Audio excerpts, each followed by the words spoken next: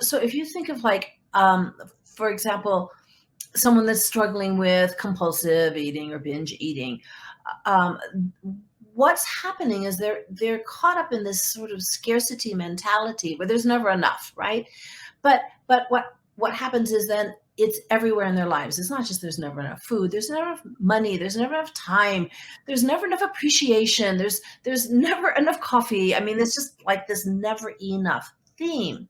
And what a lot of people don't realize is the flip side of that is that the door can be locked from the inside, and there's a lack of receptivity, a lack of really taking in and allowing that, I don't know, that sandwich, that cup of coffee, to really attune to that feeling of, okay, okay, which is an inner experience. Mhm. So if you can't tune into that, then you just more and more and more and more and more and more. You don't really go, ooh, you can't really savor it. You can't really just really appreciate it, immerse yourself in it. And are you saying that if you're not taught to do that, I mean, this is something that we would do naturally, I think, if we weren't taught in Yes. other ways, or do we specifically have to be taught to do what you just No. described? We're taught not to do it. We're taught Yeah. not to tune in. We are, first of all, our culture is so literal that we're taught in terms of things, and we're not taught how to attune to the energy of that, the non-physical reality that comes with those things. I mean, here's an example, right? We're taught that our mind is in our brain, but it's not, right? It's like I listen to my music on this device. Is the music in here? Could I take this apart and find the music? No, of course not, right? We know that, right? We're sophisticated enough to understand that no, but I need this device to access the sound waves so that I can hear them. Likewise, what we're learning from quantum physicists is that the mind, our consciousness, is non-local. It's not in here. However, if you damage a part of the brain, you won't be able to access it. Your thoughts may be in the same way, but that's not because the thoughts are in here. But this device is a very important device. So, but you can see how we think so literally. We don't even think about, well, where are my thoughts and where are they coming from? We just believe them. We believe Mhm. them even if they're inaccurate. Why? Because we have neural pathways in our brain that already are designed to take them there.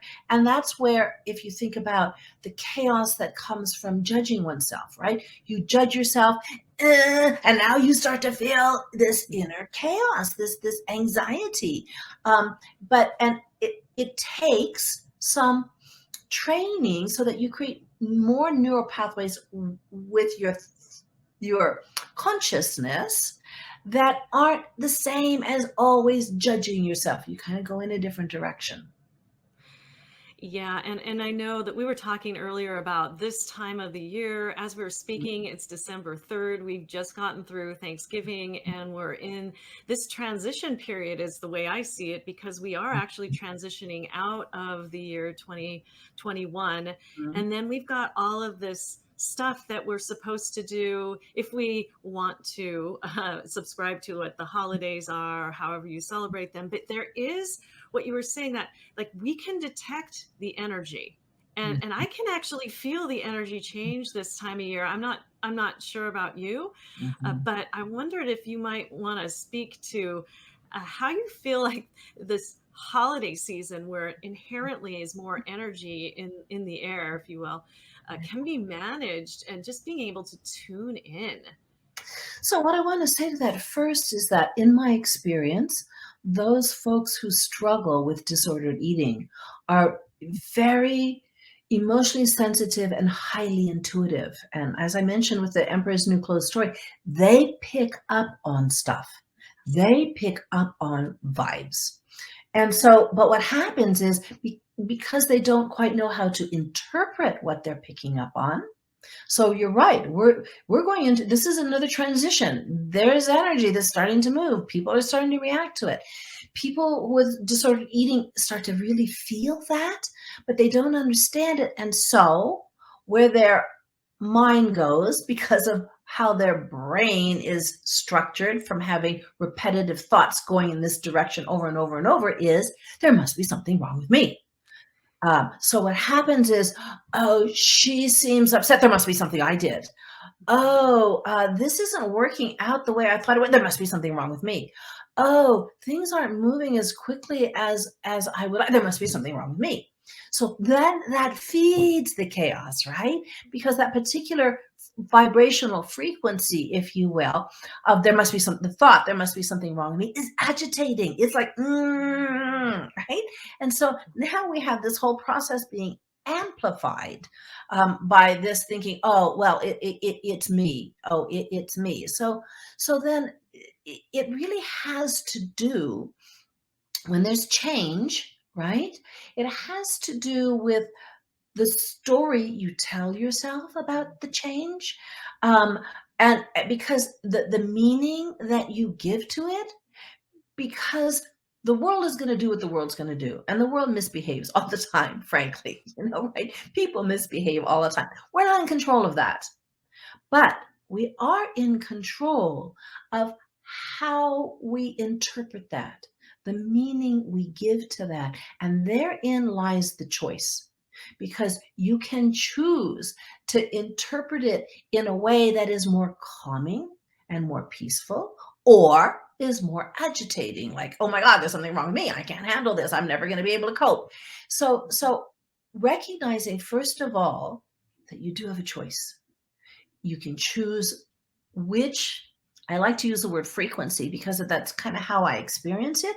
This one that is more fear-based, which is like this, and there's one that is more love and harmonious, which is more like this. But you do it by choosing what thoughts you're going to entertain. Thoughts are going to land all the time in your brain. Thoughts. Which are the ones are you going to put your attention on? So, for example, you can't see it, but right here over my computer, I have a little plaque. And interestingly enough, my daughter gave this to me because she sort of knows the way my mind works. And it says, not to spoil the ending, but everything is going to be okay. Right? So all I have to do when I'm starting to get that, I look up. Another thing that I might say is, in the end, everything is going to be all right. If it's not all right, it's not the end. Now, look at the difference of that frequency, right? Just to say that. Now, I'm not talking about denial. I'm not talking about Pollyanna, woo, woo, woo, everything is fine when it's not. But it's really, again, seeing a bigger picture that, yeah, this is happening right now, but in this context, there's way more to the story. So I have to remind myself of that when I get caught up in the chaos of the world, in the chaos of my own mind. Another thing I've done is I subscribed to a a magazine called Positive News, and it's chock full of all the positive, wonderful things that are happening in the world. Because I like to watch the news, I like to stay abreast of what's going on, but most of it is going to rattle your cage, right? Unless you have something else to then shift back to.